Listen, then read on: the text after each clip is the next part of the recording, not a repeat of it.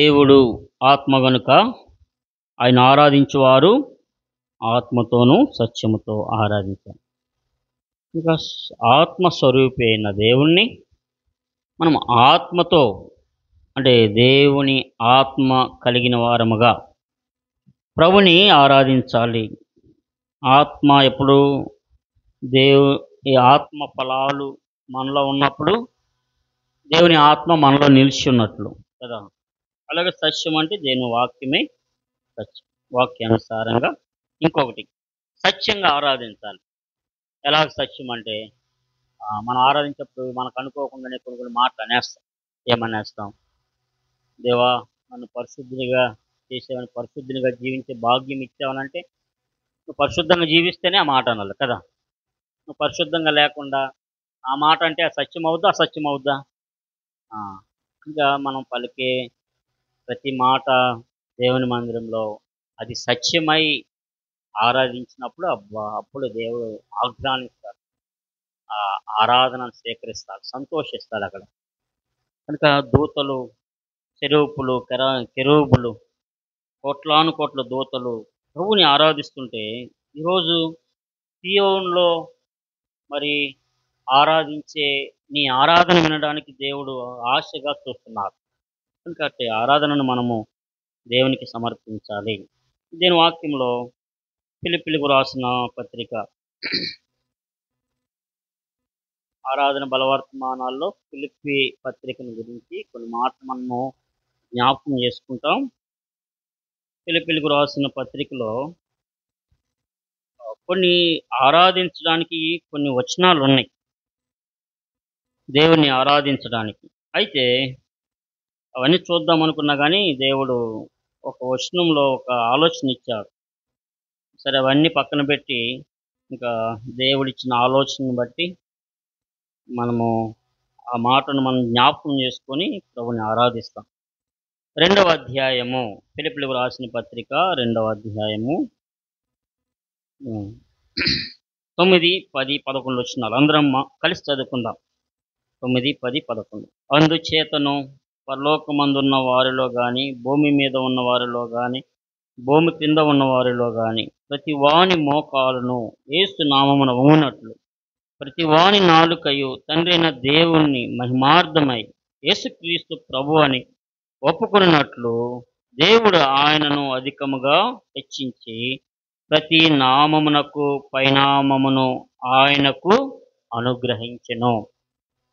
కనుక దేవుడిని ఇక్కడ రాయబడిన మాట ఏంటంటే, ఏమాత్రము డౌట్ లేదు, ఆయన రాజులకు రాజు, ప్రభులకు ప్రభు. కనుక కీర్తనకారుడు కూడా అంటాడు, ఆ పేజీ అలాగే పట్టుకొని కీర్తనలు 95వ అధ్యాయం 3వ వచనం చదువుకుందాం అందరం. 95:3, పేజ్ నెంబర్ 502. యెహోవా మహాదేవుడు, దేవతలందరికీ పైన మహత్యము గల. కనుక ఆయన మహాదేవుడు, మహారాజు. అవునన్నా ఎవరు కాదన్నా ఆయన ఎవరు? మహాదేవుడు. దేవతలందరికంటే ఇప్పుడు మోడీ గారు ఇష్టం ఉన్నా లేకపోయినా మనకేంటి? ఆయన నాకు ఇష్టం లేదు, ప్రధాని కాకుండా అంటే సరిపోద్దా? కాదు. అలాగే దేవుడు కూడా ఎవరు అవునన్నా, ఎవరు తెలుసుకోకపోయినా, ఎవరు ఆయన దేవుడు కాదన్నా ఆయన మహాదేవుడు దేవతలందరికంటే. కనుక ప్రతి ఒక్కరు కూడా ప్రతి మోకాలు ఆయన నామమును ఏం చేయాలంట? వంగాల్సిందే. ప్రతి మోకాలు వంగాల్సిందే. ప్రతి నాలుక ఆయనను ఒప్పుకోవాలి, ఆయనను మహిమపరచాలి, ఆయనను పూజించాల్సిందే. ప్రతి నామం, ప్రతి నాలుక. ఒకవేళ ఇప్పుడు ఎవరు దేవుడు కాదన్నా, ఇష్టానుసారంగా మాట్లాడినా, ఈ రోజుల్లో ఎవరికి ఇష్టం వచ్చినట్లు వారు చెప్పినా, ఒకరోజు ఉంది దేవుడు మేఘారూరుడై ప్రధాన దూత శబ్దంతో, దేవుని బోరతో యేసు ప్రభువారు ఈ లోకానికి రాబోతున్నాడు. అప్పుడు ఎవరు ఏం చేస్తారంట? ప్రతి ఒక్కరు కూడా ఏం చేస్తారు? ఆయన నామమున మోకరిల్లుతారు. ప్రతి ఒక్కరు ఆయన ఎదుట వంగుతారు, మోకరిస్తారు, ఆయన కొనియాడుతారు, పూజిస్తారు, ఘనపరుస్తారు. ఈయన నిజమైన దేవుడని ఒప్పుకుంటారు. కనుక ప్రతి మోకాలు వంగే రోజు ఒకటుంది. అయితే ఒక ఆలోచన వచ్చింది నాకు ఈ మాట చూస్తుంటే. చాలా మంది దేవుని ఆరాధించిన భక్తులున్నారు. అయితే ప్రతి మోకాలనంటే అన్యజనులు కూడా ఆరాధించారు బైబిల్‌లో. ఒక 3 సందర్భాలు. ఏమని ఆరాధించారో, వాళ్ళు వాస్తవానికి వేరే దేవతలను పూజించేవారు. కానీ వారు కూడా దేవుని ఆరాధించారు. గొప్పగా ఆరాధించారు. కనుక ఆ మాటలు ఒక 3 జ్ఞాపకం చేసుకొని మనం ఆరాధనలోకి ప్రవేశిస్తాం. రండి. రెండవ రాజులు 5వ అధ్యాయము. రెండవ రాజులు 5వ అధ్యాయము.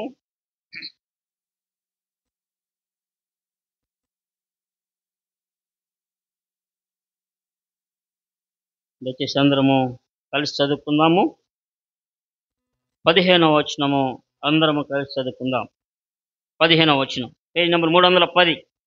అప్పుడు అతడు తన పరివారముతో కూడా దైవజనుడి దగ్గరికి తిరిగి వచ్చి అతని ముందర నిలిచి, చిత్తగించుము, ఇశ్రాయేలునున్న దేవుడు తప్ప లోకమంతటి యందును మరి ఒక దేవుడు లేడని నేను ఎరుగుదును. ఇశ్రాయేలులో ఉన్న దేవుడు తప్ప లోకమంతటా మరి ఏ దేవుడు కూడా లేడు. నేను ఎరిగాను ఇప్పుడు. ఎంత ఆశ్చర్యము! ఎవరు ఈ వ్యక్తి? ఇశ్రాయేలీయుడు కాదు, యూదుడు కాదు. ఎవరు? సిరియా వాడైన నయమాను. ఈయన గురించి వ్రాయబడిన మాట ఏంటంటే, మొదటి వచనంలో సిరియా రాజు సైన్యాధిపతి, అంటే సైన్యానికి అధిపతి. తర్వాత అక్కడ వ్రాయబడిన మాట చివరిలో ఉంటుంది, అతడు మహాపరాక్రమశాలి అయి, మామూలు పరాక్రమశాలి కాదు. ఎలాంటి పరాక్రమశాలి అంట? మహాపరాక్రమశాలి, మంచి దేహదాఢూర్యం కలిగిన వాడు, బలవంతుడు.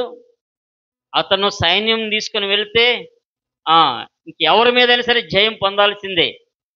అంతటి యుద్ధ ప్రవీణుడు, యుద్ధంలో ఆరుతేరిన వాడు, అధిక బలము కలిగిన వాడు, మహాపరాక్రమశాలి. సిరియా రాజు ఎంతో ప్రేమించేవాడు ఆ రాజుని. కనుక సిరియనుల దేవత ఉంది, ఒక దేవత. చూడండి 18వ వచనంలో, నా యజమానుడు మ్రొక్కుటకు రిమ్మోను గుడిలో. కనుక రిమ్మోను అనే దేవత పూజించేవాడు, అన్యజనుడు. ఈ అన్యజనుడు, అన్య దేవతలను పూజించే వ్యక్తి బాహ్యంగా చూస్తే మహాపరాక్రమశాలి, యుద్ధవీరుడు, యుద్ధంలో నైపుణ్యం కలిగిన వాడు, రాజు దగ్గర మంచి పేరుంది, సైన్యానంతటికి అధిపతి, తన కింద ఎంతో మరి వీరులైన సైన్యం ఉంది ఆయన కింద. ఇంతటి ఉన్నతమైన స్థితిలో ఉన్న వ్యక్తికి ఏముందంట? కుష్ఠరోగం ఉంది. కుష్ఠరోగం తగ్గట్లేదు. అప్పుడు ఇశ్రాయేల్ నుండి యుద్ధం చేసిన టైంలో బానిసలుగా తెచ్చుకునేవాళ్ళు. ఇశ్రాయేల్లో ఒక ఆమె, ఒక పాపను తెచ్చుకుంటే ఆ పాప అంది, అయ్యా మా దగ్గర ఒక దైవజనుడు ఉన్నాడు అని యజమానురాలుకు చెప్పింది. అమ్మగారు, మరి మా దగ్గర ఉన్నాడు మంచి దైవజనుడు అంటే, ఆమె వెళ్ళి, ఏమండి ఇట్లాగంట ఇంకెంతకాలం అని అంటే, సర్లే అని రాజు దగ్గరికి వెళ్ళి, రాజుగారు ఇశ్రాయేల్ దేశంలో ఒక దైవజనుడు ఉన్నాడంట అంటే, మంచి దానికి ఏముంది, చక్కగా మనం పంపిద్దాం, ఇశ్రాయేల్ రాజు మనం ఏదంటే అది అంటాడు అని బంగారము, వెండి, నగలు, డబ్బు అంతా పంపించాడంట ఇశ్రాయేల్ రాజు దగ్గరికి. పంపించి ఒక పేపర్ పంపించి, బాబు మా సైన్యాధిపతికి ఇలా ఉంది, నువ్వు బాగు చేయనంటే ఆయనేమో, నేను బాగు చేయడానికి నేను డాక్టర్ అనుకున్నాడా ఏమనుకున్నాడో ఆయన కోపం వచ్చింది. ఇందులో దైవజనుడు ఎలీషా, బాబు నువ్వు బాగు చేయడం కాదు, ఇక్కడ దైవజనుడు నేను ఉన్నాను కదా, నా దగ్గరికి పంపంటే ఆయన దగ్గర పంపినప్పుడు, నువ్వు యోర్దాను నదిలో 7 సార్లు మునిగి అన్నాడు. యోర్దాను నది మురికి నీరుగా ఉంటుంది. మన గోదావరి నీళ్ళు ఎలాగో అలాగ. ఇంకా వాళ్ళ దేశంలో ఇంకా మంచి మంచి నదులు ఉన్నాయి, మంచి బ్రహ్మాండమైన నదులు ఉన్నాయి. ఆయన కోపం వచ్చింది. మా దేశంలో మంచి నదులు లేవా, ఈ యోర్దాన్లో మునగమంటాడు అని కోపం ఉంచుకుని వెళ్ళిపోతుంటే ఒక దాసుడు అన్నాడు, ఏమయ్యా, ఏదైనా మంచి యాగం చేయమంటే, హోమం చేయమంటే, ఏదైనా పెద్ద కార్యం చేయమంటే కోట్లు కోట్లు ఖర్చు పెట్టి నువ్వు చేయవా? ఇదేముంది, కొద్దిగా కదా, ఏముంది, చేయరాదు అని అంటే సర్లే అని వెళ్ళాడు. వెళ్ళి యోర్దాన్లో ఏం చేశాడంట, 7 మార్లు 14 వచనం అతడు పోయి దైవజనుడు చెప్పినట్టు యోర్దాను నదిలో 7 మార్లు మునగగా అతని దేహము ఇక సంతోషం పట్టలేకపోయాడు. పసిపిల్లవాని దేహం వలె అంతవరకు కుష్టు, పుండ్లు, బాధ, యాతన. ఇప్పుడు చూస్తే ఆ వయసులో ఉన్న వ్యక్తి కాదు, పసిపిల్లల దేహం ఎంత చక్కగా మృదువుగా చక్కగా ఉంటుందో, అందంగా ఉంటుందో అలాగ మారిపోయింది. అప్పుడు తెలుసుకున్నాడు, ఇప్పుడు వరకు నేను పూజించే దేవతలు నన్ను బాగు చేయలేదు, అవన్నీ కూడా వట్టి విగ్రహాలని ఎరిగి ఆయన ఆరాధిస్తున్నాడు. ఏమని ఆరాధిస్తున్నాడంటే 15వ వచనంలో, ఇశ్రాయేలులోనున్న దేవుడు తప్ప లోకమందంతటి యందు మరి యొక్క దేవుడు లేడు అని ప్రభుని ఆరాధిస్తున్నాడు, గణపరుస్తున్నాడు. ఎంత చూడండి, అన్యులు ఆరాధిస్తున్నారు కదా, మామూలు దేవుణ్ణి ఎరిగిన వారు కాదు. ఎవరు ఆరాధిస్తున్నారు? దేవుణ్ణి ఎరగని వారు. అంటారు కదా, సామెత ఉంటుంది, ఎవరైనా శత్రువులు మనం పొగిడితే ఏముంటుందంట, ఆ మజా వేరు అని అంటారు కదా. లోకంలో ఏమంటారు, శత్రువుల్ని మనల్ని పొగిడితే ఆ మజానే వేరబ్బా అని అంటారు కదా లోకంలో. దేవుని ఎరిగిన వారు కాదు, వేరే దేవతలు పూజించేవారు దేవుని దగ్గరికి వచ్చి దేవుని అద్భుతాలు చూసి దేవుని ఆరాధిస్తే అది ఎంత గొప్ప ఆశ్చర్యకరమైనది. కనుక ప్రియమైన దేవుని బిడ్డంగా మనము కూడా ప్రభుని ఆరాధిస్తాం. ఏమని ఆరాధిస్తాం? ఎందుకు ఆరాధించాడు? కుష్ఠరోగము పోగొట్టినందుకు దేవుణ్ణి. ఈ కుష్ఠరోగము బైబిల్లో దేనికి సాదృశ్యంగా ఉందంటే పాపమునకు సాదృశ్యంగా ఉంది. కుష్ఠరోగము పాపానికి సాదృశ్యం. ప్రియమైన దేవుని బిడ్డలారా, కుష్టు ఏ రీతిగా మనిషిని పట్టి అది అసహ్యంగా చేసి గాయపరిచి నాశనం చేస్తుందో మనిషిని, ఆ రీతిగా పాపము కూడా మానవులను ఏం చేస్తుందంటే ఒళ్ళంతా కుష్ఠరోగం ఎలా వచ్చేస్తుంది, ఒళ్ళంతా కూడా ఎలా ఉంటుంది, మరి పుండ్లతో నాశనం చేసేదిగా ఉంటుంది. కానీ మన జీవితంలో కూడా మనము కూడా పాపం అనే కుష్టు మనల్ని తల నుంచి అరికాల వరకు ఏమైంది, వ్యాపించి ఉంది. అందుకని అంటాడు, తల నుండి అరికాలు వరకు ఎలా ఉన్నాయంట, పచ్చి పుండ్లు. కారణం ఏంటి? యోహాను బాప్తిస్మిచ్చి యోహాను అన్నాడు మత్తయి సువార్త 3వ అధ్యాయంలో, బాప్తిస్మిచ్చి యోహాను ఓ మాట అన్నాడు. ఏమన్నాడంటే చూడండి, 7వ వచనంలో సద్దుకైల్లో అనేకులు బాప్తిస్మం పొందుతో చూచి, సర్ప సంతానమా. ఏ సంతానం అంట మనము? సర్ప సంతానం అంటే సర్పం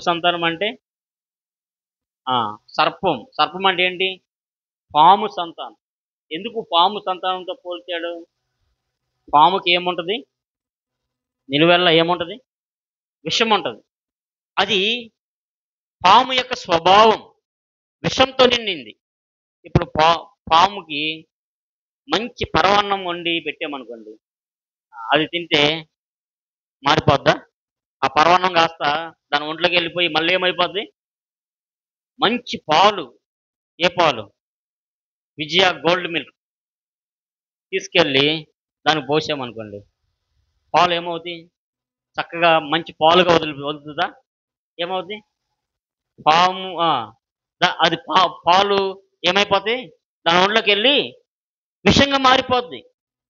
కనుక ఏది శ్రేష్టమైన ఆహారం అది తిన్నా విషంగా మారిపోద్ది. కారణం ఏంటంటే దాని స్వభావము విషం. అందుకని సర్ప సంతానమా అన్నారు. ప్రియమైన దేవుని బిడ్డలారా, మన జీవితంలో ఆదాము హవ్వ సర్పం చేత మోసగింపబడింది. కనుక ఆనాటి నుండి సర్పం యొక్క ఆలోచనలు, విషపు ఆలోచనలతో బాల్య దినాల నుండే చెడ్డవంట.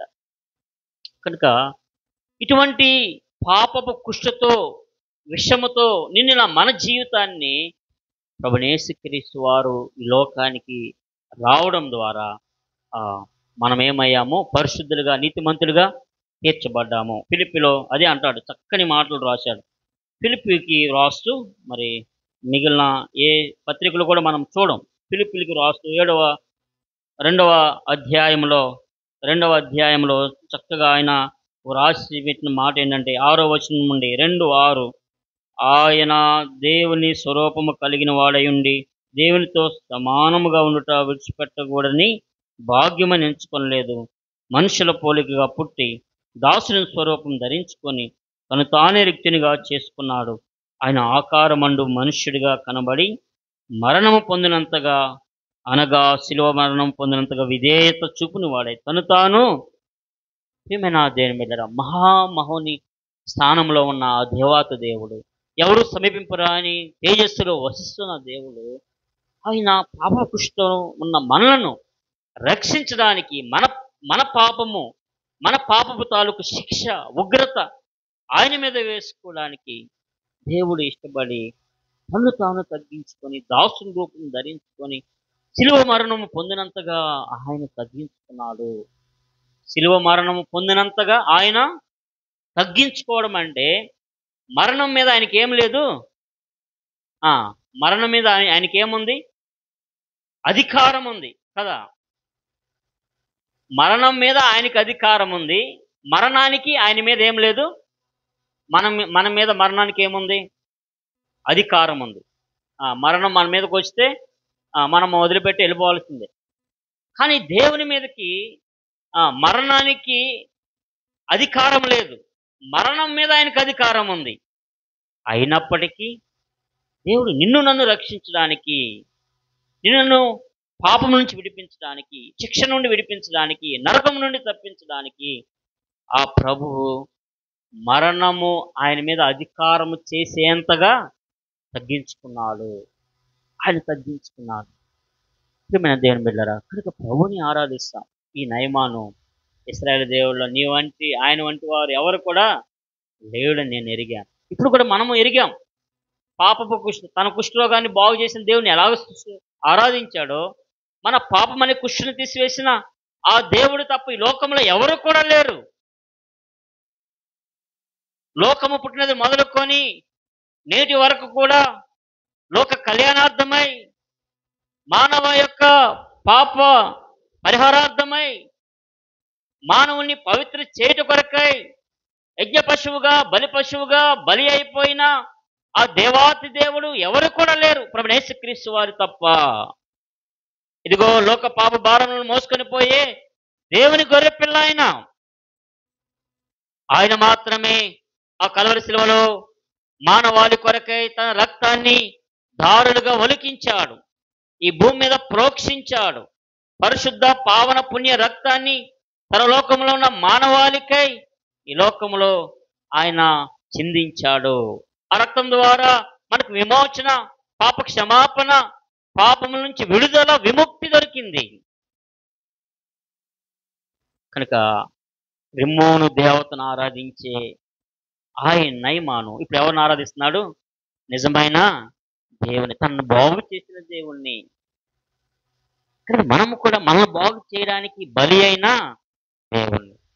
కనుక ఒకసారి చెప్పాను, ఒక చోట మాట చదివా, ఏమని? బలి కోరే దేవతలను వదిలి బలి అయిన దేవుని దగ్గరికి రా.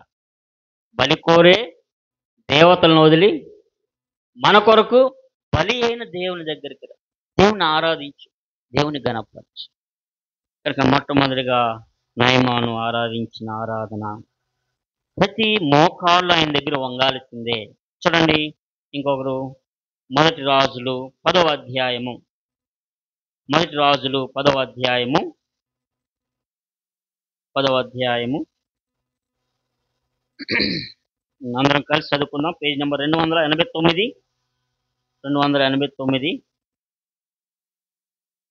6 నుండి 9 వరకు కలిసి చదువుకుందాం. రాజుతో ఇట్లా నేను నీ కార్యములను గూర్చియు జ్ఞానమును గూర్చియు నా దేశమందు నేను వినిన మాట నిజమే. అయినను నేను వచ్చి కనులారా చూడక మునుపు ఆ మాటలను నమ్మకయుంటిని. ఉన్నదానిలో సగమైనను నాతో చెప్పబడలేదని ఇప్పుడు నేను తెలుసుకొని ఉంటున్నాను. నీ జ్ఞానమును నీ భాగ్యమును నేను వినిన దానిని బహుగా మించి ఉన్నవి. నీ జనులు భాగ్యవంతులు. నీ ముందర ఎల్లప్పుడూ నిలిచి నీ జ్ఞాన వచనములు వినుచుండు నీ సేవకులను భాగ్యవంతులు. నీ యందు ఆనందించి నిన్ను ఇశ్రాయేలు మీద రాజుగా నియమించిన నీ దేవుడైన యెహోవాకు స్తోత్రము కలుగునుగాక. యెహోవా ఇశ్రాయేలు యందు శాశ్వత ప్రేమ ఉంచెను గనుక నీతి న్యాయమును అనుసరించి రాజకార్యములను జరిగించుటకు ఆయన నిన్ను నియమించెను. ఇక్కడ ఒక స్త్రీ ఆరాధిస్తుంది. 9వ వచనంలో నీ యందు ఆనందించి నేను ఇశ్రాయేలు మీద రాజుగా నియమించిన నీ దేవుడైన యెహోవాకు స్తోత్రము కలుగునాకు. ఈమె సామాన్యమైన స్త్రీ కాదు. రాణి. ఏ దేశపు రాణి? షాబా దేశపు రాణి. షాబా దేశం అంటే దక్షిణ అరేబియా, అంటే అరబ్స్. అరబ్స్ అంటారు కదా, మంచి పెట్రోల్ నిల్వలు. అరబ్ కంట్రీస్ చూస్తే చాలా ఉన్నతమైన కంట్రీలు, మంచి ధన ధనముతో మరి విరాజిల్లుతున్న కంట్రీలు. ఆ దేశపు రాణికి వినపడింది. ఆ రోజుల్లో సొలొమోను చాలా జ్ఞానవంతుడు. సొలొమోను మందిరం కట్టాడు కదా, ఆ మందిరం చూడడానికి చుట్టుపక్కల రాజులు, రాణులు, మంత్రులు, ప్రజలు అందరూ వచ్చేవాళ్ళంట. ఈయన జ్ఞానం, ఒక మందిరం ఎంత వైభవంగా కట్టాడో ఆ మందిరం చూడడానికి, తర్వాత ఆయన జ్ఞాన మాటలు వినడానికి కానుకలు తీసుకొచ్చేవాళ్ళంట. బంగారము, వెండి కానుకలు, డబ్బులు, నగలు, వైడూర్యాలు ఇవన్నీ తెచ్చి కానుకలు ఇచ్చి ఆ మాటలు విని ఆ మందిరం చూసి ఎవరిని ఆరాధించేవాళ్ళు? ఎవరిని ఆరాధించేవాళ్ళు? ఈమె ఎవరిని ఆరాధించింది? ఎవరిని ఆరాధించిందండి? సొలొమోను ఆరాధించిందా? 9వ వచనంలో నీ దేవుడైన యెహోవాకు స్తోత్రము కలుగునుగాక. ఎవరిని ఆరాధిస్తుంది? ఆ జ్ఞానం ఇచ్చిన దేవుణ్ణి ఆరాధిస్తుంది, ప్రభుని ఆరాధిస్తుంది. ఆమె వచ్చి చాలా కొన్ని పుస్తకాల్లో రాయబడిన మాట ఏంటంటే, ఆమె వచ్చి కాదు ఈయన జ్ఞానం ఏంటి, జ్ఞానవంతుడు జ్ఞానవంతుడు అని వచ్చింది. వచ్చి 2 పువ్వులు తీసుకొచ్చిందంట. దానిలో 2 ఒక రకంగానే ఉన్నాయి. ఒకటేమో ప్లాస్టిక్ది, ఇంకొకటి న్యాచురల్.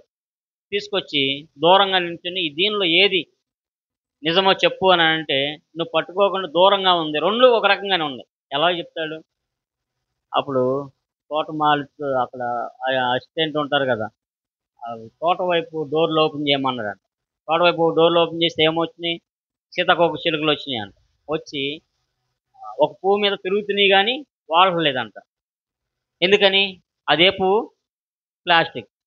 ఇంకో దాని మీద తిరిగి దాని మీద వాలినాయి అంట. అదేం పువ్వు? అదే నిజమైంది అన్నదండి. ఇట్లాగా కొన్ని ఆయన చూసి ఇక ఆమె ఫ్లాట్ అయిపోయింది. ఎవరికి? సొలొమోనుకి. వామ్మో, సొలొమోను మామూలు జ్ఞానవంతుడు కాదు, దేవుడు నీకు ఎంత జ్ఞానం ఇచ్చాడయ్యా, మీ దేవునికి స్తోత్రం కలుగును గాక అని దేవుణ్ణి ఆరాధించింది, దేవుని గణపరిచింది. కనుక జ్ఞానము ఉండడం ద్వారా ఎవరు మహిమపరచబడతారు? ఇప్పుడు మనము కూడా అన్యజనుల్లో షడ్రక్, మేషక్, అబేద్నెగోలు వెళ్ళారు. వాళ్ళు జ్ఞానం విని వాళ్ళు ఏం చేశారు? రాజులు దేవుని గణపరిచారు. అలాగే అనేక స్థలాల్లో దేవుని బిడ్డలు దేవుడిచ్చిన జ్ఞానమును బట్టి దేవునికి మహిమ వచ్చింది, దేవునికి ఘనత వచ్చింది. అర్థమైందా? రీతిగా అర్థమైందా? కనుక మనం కూడా పనిచేసే చోట, ఉద్యోగాలు చేసే చోట, చదువుకున్న చోట ఎలా ఉండాలి? మనం ఎలా ఉండాలి? దేవుడు మహిమపరిచే విధంగా పనిచేయాలి, అంత జ్ఞానంగా ఉండాలి. దేవుణ్ణి నమ్ముకొని అక్కడికి వెళ్ళి ఏమి రానట్లు ఉండకూడదు. ఒకవేళ జ్ఞానం తక్కువగా ఉంటే ఏమన్నాడు దేవుడు? ఎక్కడ అడగమన్నాడు? క్వశ్చన్ ఎక్కడ? యాకోబు 1వ అధ్యాయం ఉంటుంది కదా. నీకు జ్ఞానం తక్కువ ఉంటే దేవుడు ఇస్తాడు జ్ఞానం. ఇప్పుడు ఇజ్రాయేలుకి ఇచ్చాడు దేవుడు. చిన్నది 95 లక్షల మంది అంట. కృష్ణా జిల్లా, పశ్చిమ గోదావరి జిల్లా కలిపితే ఇంతమందే ఉంటారు వాళ్ళు. మన రాష్ట్రం అంతా కూడా కాదు. మన దేశం పక్కన పెడితే మన రాష్ట్రం అంతా కూడా కాదు. మన రాష్ట్రంలో ఆ! 2 జిల్లాలంత జనాభా. కృష్ణా జిల్లాలో ఒక 45 లక్షలు ఎంతమంది ఉన్నట్టున్నారు. 2 పశ్చిమ గోదావరి 2 కలిపితే ఇంకెక్కువే ఉంటారు. వాళ్ళకన్నా ఎక్కువే ఉంటాం. కానీ వాళ్ళ యొక్క టెక్నాలజీ, వారి దగ్గరున్న డబ్బు, వారి దగ్గరున్న తెలివితేటలు ప్రపంచంలో ఎవ్వరి దగ్గర లేవు. ఎంతటి శత్రువు దగ్గరికైనా సరే ఆ! ఆఖరికి వాళ్ళ ప్రధానమంత్రి ఎంత సెక్యూరిటీ పెట్టుకున్నా అక్కడికి వెళ్లి ఏదైనా చేయగలడు. అంత టెక్నాలజీ. దేవుడు దేవుని బిడ్డలు దేవునికి ఇస్తారు. కనుక మనం ప్రభువుని అలాగ మహిమపరచాలి. జ్ఞానముగా ఉండాలి. మనం ఎక్కడ పని చేసినా సరే ఆ! మనము ఖచ్చితంగా ఉండాలి. జ్ఞానంగా ఉండాలి. అందరికంటే మనమే ఉన్నతమైన స్థాయిలో ఉండేటట్లు ఏ చిన్న పని చేసినా చక్కగా చేయాలి. దేవుని మహిమార్థంగా ఆ! ఆఖరికి ఊడ్చే పనైనా సరే ఆఫీసులో చక్కగా ఊడ్చుకుంటూ, చక్కగా మంచిగా ఉంటే వాళ్ళు అరే! ఈళ్ళెంత చక్కగా ప్రవర్తన ఎంత చక్కగా ఉంటది. ఎంత చక్కగా పని చేస్తారు. వీళ్ళు దేవుడిని నమ్ముకున్నోళ్ళని దేవుడిని మహిమపరుస్తారు కదా! కనుక ప్రియమైన దేవుని బిడ్డలారా సొలొమోను జ్ఞానం చూసి ఆమె ఏం చేసింది? ప్రభుని మహిమపరిచింది. అలాగే చూడండి ఎందుకు మహిమపరిచిందని అక్కడే మనం చదువుకున్న 10వ అధ్యాయంలో ఆయన 9వ వచనంలో నీ యందు ఆనందించి నిన్ను ఇశ్రాయేలు మీద రాజుగా నియమించిన నీ దేవుడైన యెహోవాకు రాజుగా నియమించాడు. తర్వాత చివరలో అంటది ఆయన నిన్ను ఇశ్రాయేలును శాశ్వతమించిన గనుక నీతి న్యాయములను అనుసరించి రాజకార్యములను జరిగించుటకు ఆయన నిన్ను రాజకార్యములు జరిగించడానికి కార్యాలు జరిగించడానికి దేవుడు నిన్ను నియమించాడు. కనుక మనల్ని కూడా దేవుడు మరి ఒక మాట చదువుకుందాం. చూడండి కొరింథీయులకు రాసిన మొదటి పత్రిక మొదటి అధ్యాయము 27, 29 వచనాలు కలిసి ఉంటాయి. 27, 29 వచనాలు. ఏ శరీరియు దేవుని ఎదుట అతిశయింపకుండునట్లు జ్ఞానులను సిగ్గుపరచుటకు లోకములో ఉండు వెర్రివారిని దేవుడు ఏర్పరచుకున్నాడు. బలవంతులైన వారిని సిగ్గుపరచడానికి లోకములో బలహీనమైన వారిని దేవుడు ఏర్పరచుకున్నాడు. ఎన్నికైన వారిని వ్యర్థం చేయటకు లోకములో నీచులైన వారిని, తృణీకరింపబడిన వారిని, ఎన్నికలైన వారిని దేవుడు కనుక జ్ఞానంగా పరిపాలన చేయడానికి సొలొమోనుని ఏర్పరచుకున్నాడు. రాజకార్యాలు చేయడానికి సొలొమోను దేవుడు ఏర్పరచుకున్నాడు. అందుకని నియమించడని ఆమె ఆరాధన చేసింది. శాబాదేశపుర నిజంగా దేవుడు మనల్ని కూడా ఏర్పరచుకున్నాడు. జ్ఞానులను ఏం చేయడానికంట? జ్ఞానులను సిగ్గుపరచడానికి దేవుడు మనలను ఏర్పరచుకున్నాడు. మనల్ని ఏర్పరచుకున్నాడు. మన జ్ఞానవంతులం కాదు. ఇప్పుడు మనల్ని బట్టి జ్ఞానవంతమైన కార్యాలు చేయాలి. జ్ఞానమైన కార్యాలు చేయడానికి ఏం ఏం జ్ఞానం అంట? అది ఏ జ్ఞానము? అది ఏ జ్ఞానమే కాదు. అది దేవుని జ్ఞానం. 20వ వచనంలో ఈ లోక జ్ఞానము దేవుని దృష్టికి ఎలాంటిదంట? వెర్రితనము. ఏ జ్ఞానం అంటది? దేవుని జ్ఞానము. కింద అంటాడు క్రీస్తు జ్ఞానము అంటాడు కింద వచనాల్లో. కనుక దేవుని యొక్క జ్ఞానము మనకిచ్చాడు. వెర్రి వారికైనా మనల్ని ఇచ్చాడు. అందుకని ఎప్పుడు ఏర్పరచుకున్నాడంట? చూడండి ఎఫెసీయులకు రాసిన పత్రిక 1వ అధ్యాయము 6వ వచనం. ఎఫెసీ 1:6. ఎఫెసీ 1:6 చదువుతున్నాను, గమనించండి. Page number 173. ఎట్లనగా తన ప్రియుని యందు తాను ఉచితంగా మనకు అనుగ్రహించిన తన కృపా మహిమకు కీర్తి కలుగునట్లు తన చిత్త ప్రకారమైన దయా సంకల్పం చొప్పున యేసుక్రీస్తు ద్వారా తన కుమారులుగా స్వీకరించుటకై మనలను ముందుగా తన కోసము నిర్ణయించుకొని మనము తన ఎదుట పరిశుద్ధమును నిర్దోషులుగా ఉండడానికి జగత్తి పునాది వేయబడక మునిపే ప్రేమ చేత ఆయన క్రీస్తులు మనలను ఎప్పుడంట? జగత్తు అసలు భూమే పుట్టక ముందు మనల్ని ఏం చేశాడు? దేవుడు ఏర్పరచుకున్నాడు. వెరివారమైన మనల్ని ఏర్పరచుకున్నాడు. జ్ఞానవంతులను సిగ్గుపరచడానికి దేవుని జ్ఞానము మనకిచ్చాడు. ఆ జ్ఞానమైన మర్మమైన క్రీస్తుని ఎరిగే భాగ్యం ఇచ్చాడు. ఇదెంత భాగ్యమైంది, ఇదెంత భాగ్యము. కనుక ప్రభుని ఆరాధిస్తాం. ఇంకా తర్వాత రాజకార్యాలు చేయడానికి సొలొమోన్ని ఏం చేసుకున్నాడంట దేవుడు నియమించుకున్నాడు, ఏర్పరచుకున్నాడని ఆరాధన చేసింది. కనుక మనము రాజకార్యం, ఏ కార్యము? రాజకార్యం అంటే ఏంటి? రాజకార్యం అంటే రాజు సంబంధమైన కార్యాలు చేయడానికి. అలాగే మనల్ని కూడా ఏర్పరచుకున్నాడు. ఎందుకు? చూడండి, 2వ దినవృత్తాంతములు 29వ అధ్యాయము. 2వ దినవృత్తాంతములు 29వ అధ్యాయము, పేజ్ నెంబర్ 382, 11వ వచనం. అందరం కలిసి చదువుకుందాం. 11. బైబిల్ తీసిన వాళ్ళందరూ చదవండి, అందరు తీయాలి బైబిల్. 382, page number 29, 11. నా కుమారులారా, తనకు పరిచారకులై ఉండి ధూపము వేచుటకును, తన సన్నిధిని నిలుచుటకును, తనకు పరిచర్య చేయుటకును యెహోవా మిమ్మును ఏర్పరచుకుని గనుక మీరు దేనికి ఏర్పరచుకున్నాడంట? ఆయనకు పరిచారకులుగా ఉండి ఏం వేయాలా? ధూపం అంటే ప్రార్థించడానికి, తన సన్నిధిలో నిలవడానికి, తనకు పరిచర్య. ఇవే రాజ్యకార్యాలు. ఈ లోక రాజ్యకార్యాలు కాదు. ఇది ఏ రాజ్యం అంటే? ఇది పరలోక రాజ్యము, పర సంబంధమైన రాజ్యం, ఎన్నటికీ నాశనం రాని రాజ్యం, ఎన్నటికీ నాశనం లేని రాజ్యం, యుగాలు నిలిచి ఉండే రాజ్యానికి, ఆ రాజ్యానికి రాజు అయిన దేవునికి మనం ఎవరమంట? పరిచారకులం. ఇప్పుడు చంద్రబాబు నాయుడు గారు నిలబడ్డాడు. ఇప్పుడు ఆయన వాళ్ళందరినీ తీసుకున్నాడు అక్కడ ఆఫీస్లో. ఇప్పుడు 5 సంవత్సరాలు అయితే మళ్ళీ వాళ్ళందరూ ఏమైపోతారు? వెళ్ళిపోతారు. కానీ మన పని ఇది ఇప్పుడు ఉంటుంది, తర్వాత దేవుడు వచ్చి 1000 ఏళ్ళ పరిపాలన చేస్తాడు, అప్పుడు ఉంటుంది.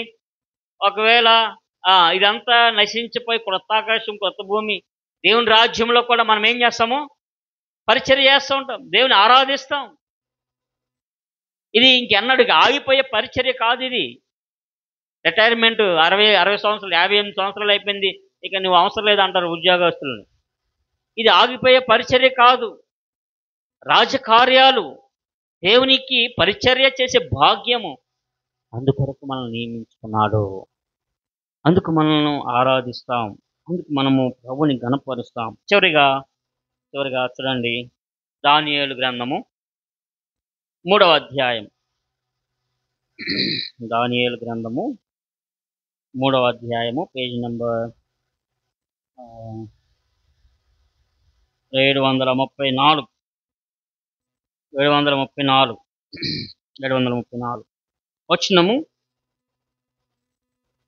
వచనము 28. అందరం కలిసి చదువుకుందాం. 28 అందరం కలిసి. నెబుకద్నెజరు, షడ్రకు, మేషాకు, అబేద్నెగోయను వీరి దేవుడు పూజార్హుడు. ఆయన తన దూతనంపి తన ఆశ్రయించిన దాసులను రక్షించను. వారు తమ దేవునికి గాక మరి ఏ దేవునికి నమస్కరింపయు, ఏ దేవుని సేవకుయు ఉందుమని తమ దేహములను అప్పగించి రాజుకు ఆజ్ఞను వ్యర్థపరిచింది. 29 కూడా అందరం చదువుదాం. కాగా నేను ఒక శాసనం నియమించున్నాను, ఏదనగా ఈ విధముగా రక్షించుటకు సమర్థుడగు దేవుడు గాక మరి ఏ దేవుడు లేడు. ఎవరండి? ఎవరంటున్నారు ఈ మాట? నెబుకద్నెజరు. బబులోనులో చాలా దేవతలను పూజించే వ్యక్తి. బబులోను రాజు. బబులోను అంటారు కదా, బబులోను చరిత్రలో ఉంటుంది. ఇది బైబిల్లోనే కాదు, ప్రపంచ చరిత్ర తీస్తే బబులోను ప్రపంచ పటంలో బాబిలోన్స్ వారు రాజ్య పరిపాలన చేశారు. కనుక నెబుకద్నెజరు చాలా గర్విష్టి, భయంకరుడైన భయంకరుడు, యుద్ధంలో ఆరుతేరిన వ్యక్తి. బబులోను దేశము చాలా రాజ్యాలను ఓడించింది, ఆఖరికి యోధా రాజ్యాన్ని కూడా ఓడించింది. యోధా వారందరూ కూడా పట్టుకుపోని పోయాడు. అటువంటి బలవీరుడు, బలమైన రాజు, క్రూరుడు. ఆ వ్యక్తి ఒక విగ్రహాన్ని చేసి అందరూ కూడా మోకరించాల్సిందంటే ఒక ముగ్గురు మోకరించలేదు. ఎవరు? షడ్రకు, మేషకు, నీ దేవుడిని మేము మోకరించమయ్యా, మా దేవుడు నిజమైన దేవుడు ఉన్నాడు. ఆ! సరే అట్లాగైతే మిమ్మల్ని అగ్నిగుండంలో ఏస్తాం. సరే పర్లేదు. మా దేవుడు అగ్నిగుండంలో వేసినా రక్షించడానికి సమర్థుడు. ఒకవేళ రక్షించకపోయినా మాకు చింతేమీ లేదు. మేము హ్యాపీగా చనిపోతాము. దేవుని రాజ్యంలో ఉంటాం. అంటే ఇంక రాజుకు కోపమొచ్చి ఆ అగ్నిని ఇంకా రెండంతలుగా చేయమన్నాడు. రెండంతలుగా చేస్తే అక్కడ చదివితే ఆ! ఒక కొంతమంది తీసుకొని వెళ్ళి వాళ్ళని పడేశారంట. ఎక్కడ? అగ్నిగుండంలో. పడేసినోళ్ళు కాలిపోయారంట. చూడండి 22వ వచనంలో రాజాజ్ఞ తీవ్రమైనందున గుండము మిక్కిలి వేడిమి గలనైందున షడ్రకు, మేషకు, అబేద్నెగోలను విసిరివేసిన ఆ మనుష్యులు అగ్నిజ్వాలల చేత వేసినోళ్ళే అగ్నిలో వేయడానికి వెళ్ళినోళ్ళే కాలిపోయారంటే ఇంకా ఎంత భయంకరమైంది. ఇప్పుడు వీళ్ళని పడేశారు. ఇప్పుడు ముగ్గురు ఉండాల్సింది లోపల ఎంతమంది ఉన్నారు? నలుగురు ఉన్నారు. ఇంకా చూశాడు. వాళ్ళేం కాలట్లేదు. వాళ్ళని బయటికి తీసుకురండి అయ్యానని అప్పుడు వాళ్ళు వాసన చూశాడు. వెంట్రుకలు చూశాడు. ఆ వెంట్రుకలు చూస్తే ఏమైంది? ఏం వాసన రాలేదు. మనుషులు చూస్తే ఎక్కడ కూడా కాలిపోలేదు. ఒక్కసారి స్టన్ అయిపోయాడు. ఆశ్చర్యం వేసి ఆయన ఆరాధించాడు. ఏమని? 28వ వచనంలో నెబుకద్నెజరు షడ్రకు, మేషకు, అబేద్నెగో అయిన వీరి దేవుడు పూజార్హుడు. ఆయన తన దూతను పంపి తను ఆశ్రయించిన దాసులను ఆయన రక్షించాడు. ఈయన గాక ఇంకే దేవుడు కూడా అన్యులు ఆరాధించారండి. ఎవరో దేవుణ్ణి ఎరిగిన వారు కాదు. దేవుని మహాద్భుత ఆశ్చర్య కార్యాలను చూసి స్టన్ అయిపోయి అరే మా దేవుణ్ణి ఇంతమందిని పూజించామే, మేము ఎప్పుడు ఇటువంటి కార్యాలు మేము చూడలేదే, ఈయన నిజమైన దేవుడు, ఈయన తప్ప ఏ దేవుడు లేడని సాక్ష్యమిచ్చి ప్రభుని ఆరాధించారు. ఇదెంత గొప్ప కార్యం. కనుక తన దూతను పంపి ఆయన ఏం చేసే దేవుడుగా ఉన్నాడు? రక్షించే దేవుడుగా ఉన్నాడు. అందుకని మనకు కూడా ఒక వాగ్దానం ఇచ్చాడు దేవుడు. చూడండి కీర్తనలు 91వ అధ్యాయము. కీర్తనలు 91వ అధ్యాయము, పేజ్ నెంబర్ 501. 501 10-11 వచనాలు. 10-11. నీకు అపాయమేమియు రాదు, ఏ తెగులును నీ గుడారమును సమీపించు. నీ మార్గములన్నిటిలో నిన్ను కాపాడుటకు ఆయన నిన్ను గూర్చి తన దూతలకు ఆజ్ఞాపించి నీ పాదములకు రాయి తగలకుండా వారు నిన్ను తమ చేతుల మీద ఎత్తి పట్టుకొందురు. తన దూతలకు ఏం చేస్తున్నాడంట? ఆజ్ఞాపిస్తాడు. తన దూతలకు ఆజ్ఞాపిస్తాడు. ప్రియమైన వాళ్ళరా, కనుక ఎన్నో అపాయాలు మనకు తెలియదు. ఒకరోజు నేను నందిగాంలో ఉన్నప్పుడు మెయిన్ రోడ్డు మీద దాడదామని నేను కారుని చూసుకోవాలా. ఊరికే చూసి ఎవరు పిలిచినటువంటి సడన్గా వచ్చాను, వెంటనే కారు ఇట్లా వెళ్ళిపోయింది. నాకు క్షణాల్లో జరిగిపోయింది. ఏంటి ఇది అని అనుకున్నాను నేను. అట్లాగే ఎన్ని ప్రమాదాలు. కనుక బండి మీద వెళ్తున్నప్పుడు ఏదో ఆశ్చర్యకరమైన రీతిగా ఏదో ఒకరు పక్కగా ఎవరో నెట్టినట్టే ఉంటుంది. ఒకసారి నాకు మిర్రర్ లేదు, ఇంకా దాడదామని అనుకుంటున్నాను ఇలా, కానీ దాడదామని అనుకున్న సమయంలో సడన్గా ఒకసారి లారీ వచ్చేసింది వెనక నుండి. జస్ట్ అలా తిప్పితే ఇంకా అయిపోయినట్లే. ఇంకా అలాగా అందరి జీవితాల్లో ఎన్ని అపాయాలు తన దూతలకు ఆజ్ఞాపించి మనల్ని తప్పించాడు. మనకు తెలుసంటారా? మనకు తెలియదు. ఆయన దూతలను పంపి ఈరోజు మనం సురక్షితంగా ఉన్నామంటే ఎన్ని అపాయాలు తన దూతలు పంపి మనల్ని కాపాడాడో. షడ్రకు, మేషకు, అబేద్నెగోలు కాలిపోకుండా ఆ దూత ఎలాగా వారిని రక్షించిందో మనలను ఎన్నో పర్యాయాలు ప్రభు మనల్ని కాపాడుతూ వచ్చాడు. మనల్ని భద్రపడుతూ, మన కుటుంబాన్ని, పిల్లల్ని పంపిస్తాం స్కూళ్ళకి, కాలేజీకి. ఎవరు భద్రత? మనం చూసుకుంటాం వాళ్ళని. దేవుడే భద్రత. మన ప్రార్థనలే వారికి భద్రత. ఎన్ని ఘోరాలు జరుగుతున్నాయి, ఎన్ని ఎన్ని వార్తలు వింటున్నాము. క్షణాల్లో, అన్ని క్షణాల్లో జరిగిపోతుంది. కనుక దేవుని కృప, ఆయన దూతలతో మనల్ని ఏం చేస్తున్నాడంట? కాపాడుతున్నాడు. అందుకు నెబుకద్నెజరు ఆరాధించాడు. ప్రతి మోకాలు కూడా ఏం చేయాల్సిందే? ఆయన నామమున ఆ మాట చదువుకొని మనం ఆరాధనకు వెళ్తాం.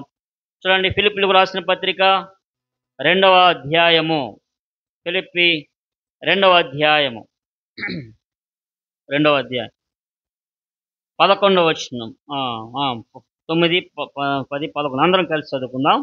అందుచేతను పరలోకమందున్న వారిలో గాని, భూమి మీద ఉన్న వారిలో గాని, భూమి కింద ఉన్న వారిలో గాని ప్రతి మోకాలును యేసు నామమున వంగినట్లు, ప్రతి వాని నాలుకయు తండ్రైన దేవుని మహిమార్థమై యేసుక్రీస్తు ప్రభువును ఒప్పుకున్నట్లును, దేవుడు ఆయనను అధికముగా హెచ్చించి ప్రతి నామమునకు పైనామమును ఆయనకు, కనుక ప్రతి నామము మోకరిల్లాల్సిందే. ఆయన కార్యాలు అలాంటివి, ఆయన అద్భుతాలు అలాంటివి, ఆయన ఆశ్చర్య కార్యాలు అలాంటివి. ఒకవేళ ఇప్పుడు ఒప్పుకోవచ్చు, ఒక రోజు ఉంది ఆయన ఈ లోకానికి రాబోతున్నారు. అప్పుడు మాత్రము ఖచ్చితంగా గుండెలు బాదుకుంటారు. గుండెలు బాదుకొని, అయ్యో నిజమైన దేవుని మేము అన్యాయంగా దూషించామే, మేము నమ్ముకోలేదే అని ఏడుస్తారు, గగ్గోళ్ళు పెడతారు. అయితే దేవుని కృప మనకు ఇచ్చాడు. ఆయన నమ్ముకునే భాగ్యం ఇచ్చాడు, ఆయన ఆరాధించే భాగ్యం ఇచ్చాడు. కనుక ప్రతి మోకాలు ఆయన నామాన్ని వంగాల్సిందే. అన్యులు ముగ్గురిని చూసాం. మొట్టమొదటిగా నయమానైన సైన్యాధిపతి దేని కొరకు ప్రభుని ఆరాధించాడు? తనకు కలిగిన కుష్ఠము నుండి బాగు చేసిన దేవుణ్ణి ఆరాధించాడు. కనుక మనము కూడా ఆరాధించాలి. ఏమని ఆరాధించాలి? పాపమనే కుష్ఠము నుంచి మనలను బాగు చేశాడు, విడిపించాడు, రక్షించాడు. అందుకు విడిపించడానికి ఆయన ఏం చేశాడు? ఆయన మరణించాల్సి వచ్చింది, గాయపడవలసి, తిరువోన ఎక్కాల్సి వచ్చింది. మన కొరకే మరి మరణించి సమాధి చేయబడి తిరిగి లేవబోవలసిన కార్యాన్ని చేశాడు ఆయన. కనుక ప్రభుని ఆరాధిస్తాం. రెండవదిగా శాపదేశపు రాణి, ఆమెకి ఎంతోమంది దేవుళ్ళు దేవతలు ఉన్నారు. అయితే ఈ దేవుణ్ణి ఆరాధించింది కారణం ఏంటి? సొలొమోను జ్ఞానాన్ని చూసి, సొలొమోన్ని దేవుడు రాజ్య కార్యాలు జరిగించడానికి నియమించిన విధానాన్ని చూసి ఆరాధించారు. కనుక దేవుడు మనకు కూడా ఆ పరసంబంధమైన జ్ఞానాన్ని ఎరిగే భాగ్యం ఇచ్చాడు. ఈ జ్ఞానం ఎవరికి లేదు. ఈ లోకంలో గొప్ప వాళ్ళనే వారు ఎంతమంది నిజమైన దేవుని ఎరిగే జ్ఞానం లేదు వారికి. అశాశ్వతమైన జ్ఞానమే ఉంది. ఈ లోకంలో కలిసిపోతే, మట్టిలో కలిసిపోతే వాళ్ళ జ్ఞానం అయిపోయినట్టు, వ్యర్థమైపోయినట్లే. ఇంకా జ్ఞానులను సిగ్గుపరచడానికి ఆ లోకంలో మనలను ఏర్పరచుకున్నాడు. అలాగే